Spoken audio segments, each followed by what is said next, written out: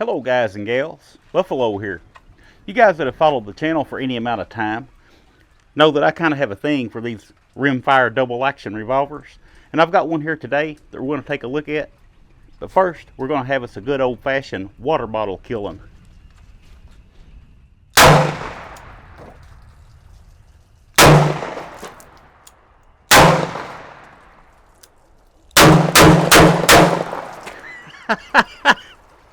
Woo!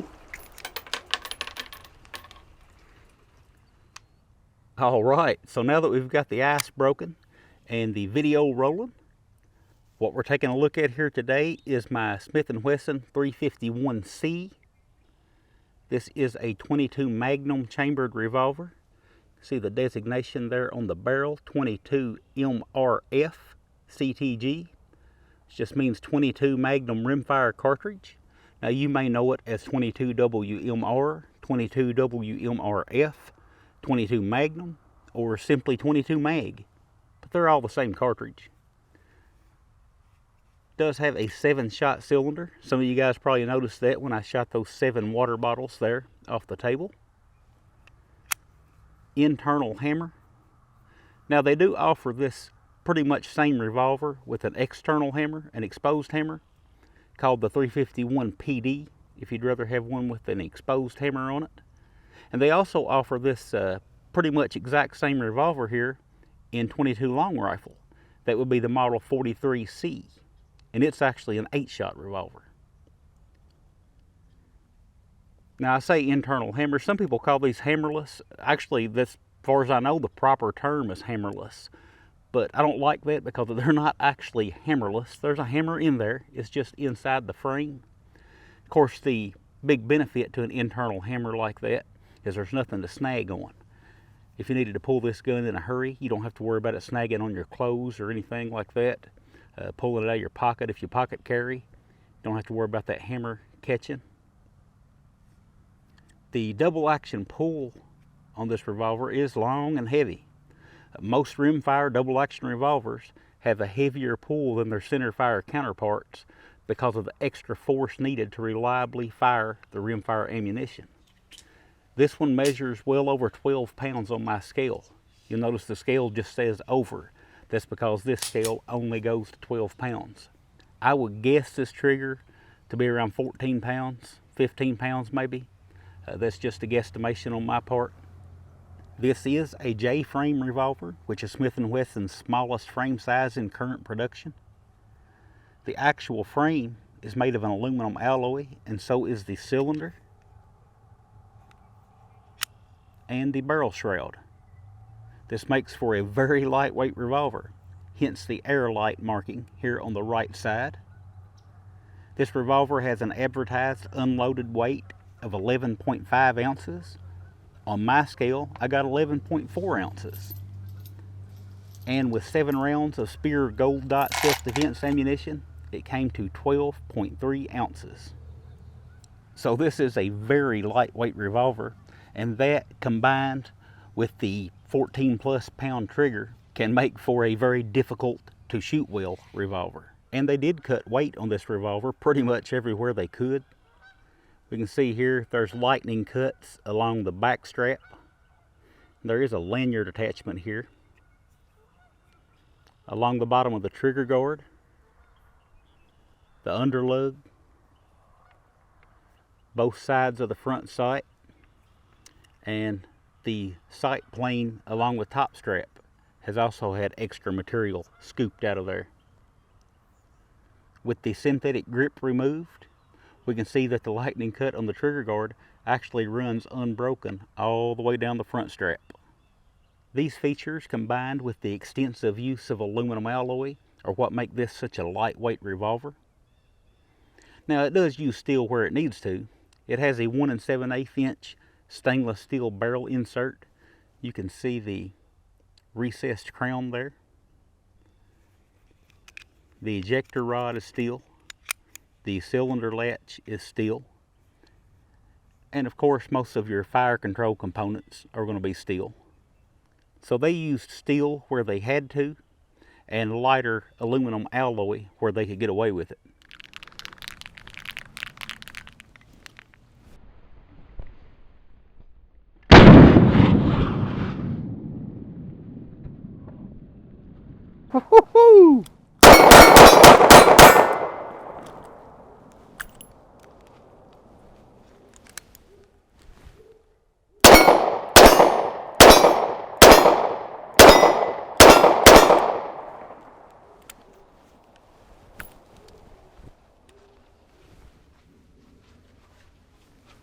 I've got to at least try it from 60 yards.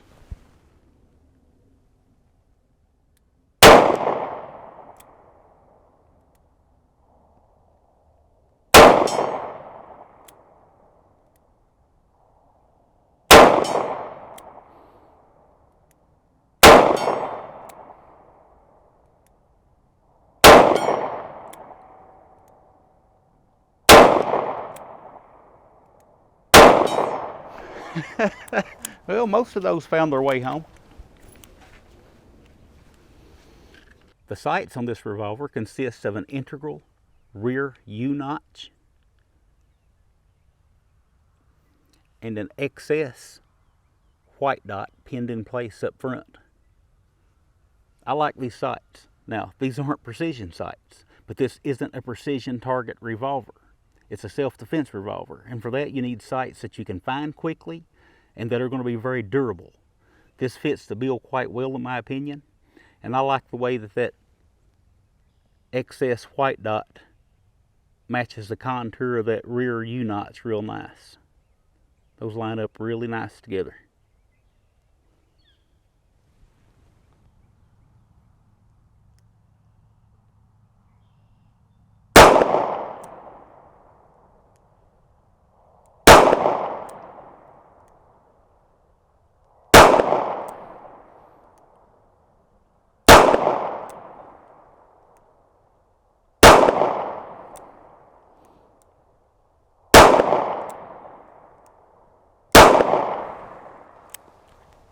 I found with this Spear gold dot ammunition that the sights are calibrated just about right at 7 yards.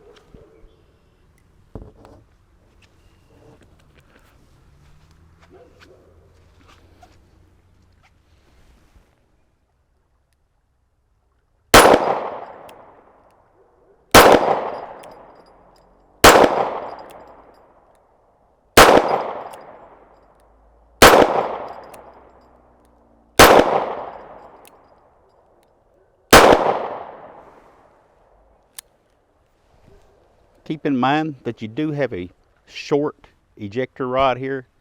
That's just part of owning a snubby. So you do have to be firm with it if you want your empty cases to clear the cylinder. The finish on this revolver is Smith and Wesson's matte black. Some people like the finish, others hate it. I found it to be fairly durable on the ones that I've had experience with over the years. One thing I think most of us will like about this revolver is the lack of a keyhole. Most Smith and Wesson revolvers currently being manufactured have that key lock that nobody likes, but we just kind of live with. Well, this is one of the few models that doesn't have it.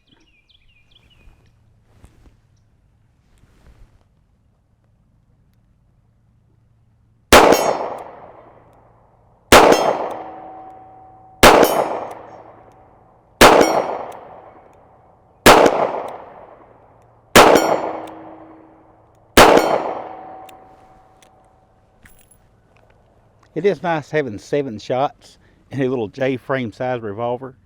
That's one benefit of using the 22 Magnum over, say, a 38 Special. With the 38 Special in the J-frame size cylinder, it'll only accommodate 5 rounds. With the 22 Magnum, you get 7. And of course, with the 22 long rifle, you can squeeze 8 in there. There are a lot of folks that scoff at the idea of 22 Magnum for self-defense. You'll likely see them in the comments section of this very video. There are also a lot of folks who prefer it for various reasons, but I'm not going to get into that debate. It's always been my opinion that you're better off armed than not. If a 22 Magnum and a small lightweight revolver like this is what you choose to carry, then you're a lot better off than the guy who didn't choose anything. Or the guy who chose the big heavy 45 and just happened to leave it home today because it was so uncomfortable to carry.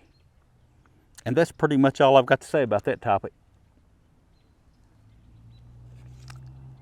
22 Magnum is primarily a rifle cartridge, but some manufacturers now are loading 22 Magnum ammunition specifically for use in a short barrel. Like this Spear Gold Dot personal protection ammunition. This is the ammunition that I'll be shooting in most of today's video. Probably not all of it, but most of the shooting you'll see was done with this ammunition. They use a fast burning, low flash powder. Fast burning to get the most velocity they can out of that little short barrel, and low flash to keep you from losing your night vision in a low light situation. They also use a projectile designed to expand at lower velocities. Rimfire ammunition may not be ideal for self-defense, but if you are going to carry a rimfire for self-defense, good premium ammunition is a must. I know Hornady also loads a short barrel load in the 22 Magnum, but this Speer Gold Dot has served me well. I've shot a lot of this stuff. I even shoot it out of my rifles, and it does really well in the rifles too. So just wanted to throw that out there. Speer Gold Dot does not sponsor any of my videos. They didn't give me this ammunition or anything like that. I'm just trying to make the point that when you're sacrificing energy and velocity and all the good stuff, you need to at least go with a good premium ammunition that's specifically made for the task at hand.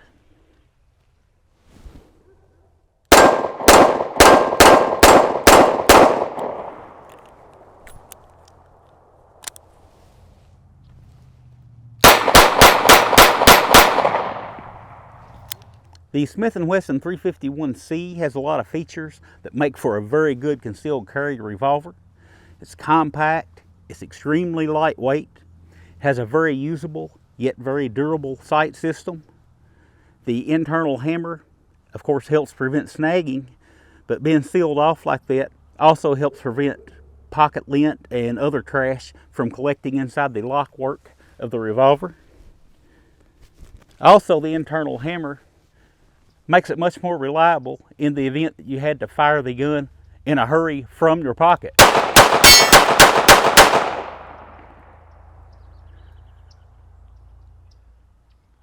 Just kind of examining the gun here a little bit. As far as the cylinder gap, I can't get a 9/1000th of an inch filler gauge in there, but I can get an 8, so we'll call that 8/1000th of an inch. And I have noticed that it has a very slight timing issue, mechanical timing issue on a couple of cylinders. I've got some snap caps in it now. These are 17 HMR snap caps. The 17 HMR case and case head are the same as a 22 Magnum. But if we pull the hammer slowly, go through the double action sequence here, the cylinder is not locked. Even though the hammer has already dropped, the gun would have fired and the cylinder is not locked. Watch this. I just locked it. So it's just slightly out of time, and it's not on every cylinder. It locked that time. Locked that time. I could hear it. Locked that time. You can hear the cylinder pop into place if you listen closely. Locked. Locked. Locked. Didn't lock. So I locked it there. So you got one cylinder there that's just barely missing the timing on. I see this a lot with Smith and Wesson revolvers, and it's not a big deal because if you're running at speed, it's going to twist that cylinder into place before the hammer drops. But if you're pulling the hammer real slow like that, it can become an issue, cause you to shave lead and stuff like that off the forcing tone. And the problem is, like, this is probably not going to be an issue right now, but these things don't get better with time. As parts get worn and broken in, the problem will only get worse. So I may wait and just see before I actually contact Smith and Wesson about it. I have sent revolvers to them in the past. I've documented it here on this channel, and they're really good about fixing them and getting them back out. But I just hate that they let stuff like that out the door.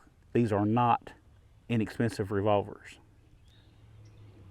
All right, so it's about time for me to close this video out. I will say, with that little 351C being a J-frame, there's plenty of aftermarket support for it. If you wanted to change the grips out or the front side, or when it comes to choosing holsters, there's just a ton of options for the little J-frame. Now, I carry it in a holster. This is not my actual carry gun, but I do carry it around when we're camping and stuff like that. But I carry it in a holster. A lot of people pocket carry these. It is small enough that you could definitely pocket carry this little revolver. But like I say, I prefer to carry it in a holster. These, the MSRP on these as of today's date is $749. I just checked it as I was doing this video. In store, they'll typically run closer to $600. I bought this one back in January. This was the first gun I bought this year. I bought this on January the 5th of this year. And I paid $607 for it. $607.45. So that's typically what you're going to see them going for. Now, I know prices are all over the place. Anytime I talk about prices in my videos, I get scolded with the all caps. Either somebody can't find it for the price that I did. That's why I started showing my receipts on some of these, because people don't believe me when I tell them I paid a certain amount for a firearm. And I'm not trying to say I got it cheaper, but I'll get those yelling at me comments saying that they couldn't find it for that price. And then on the other hand, I'll get the all caps comments saying I'm a dummy for paying that much because they found it a whole lot cheaper and this and that. But you know, I can't get into all of that. I'm just telling you guys what I paid for it and what the MSRP is. So that's really, I guess, all I've got for this video. Really good little revolver. I like it. Shoots really well. Haven't had a single misfire with it. I've only got about 400 rounds through this revolver in the last 2.5 months or so. So I still got a long way to go with it as far as getting rounds down range with it. Seems to be holding up pretty good. Does have that slight timing issue. I'm just going to kind of hold out and put as many rounds through it as I can this summer and see if it develops into being a problem. Right now it's not really a problem, as long as you're shooting, like I say, at a decent speed. It only shows up if you pull the trigger really slow, but it might develop into, it likely will develop and get worse. But I'm going to hold off on sending it in, I think. I don't know. I might change my mind on that too. They aren't cheap. Like I said earlier in the video, they aren't inexpensive revolvers, so Smith and Wesson should be able to get that right. Had an 8,000 cylinder gap. Now I prefer to see it between 4 and 6 thousandths, but 8 thousandths is fine. It's not going to hurt anything. But I guess that's really all I got. I appreciate all the support I've gotten, all the people over on Patreon helping me out. I realize I've been slow on videos this winter. It's just been one thing after another. I don't want to get into it here on a public forum, but it's just been, I've had a pretty rough go at it trying to make videos and stuff this winter. Hopefully things are about to get straightened out. It seems like they are, but I don't want to jinx myself by saying so. In my previous video, I said I hadn't been sick, and sure enough, right after that video, I come down with some kind of a strep throat bug or something or another. So don't want to jinx myself, but I think I see things starting to straighten back out. But that's all I got, and I'll talk with you guys again soon.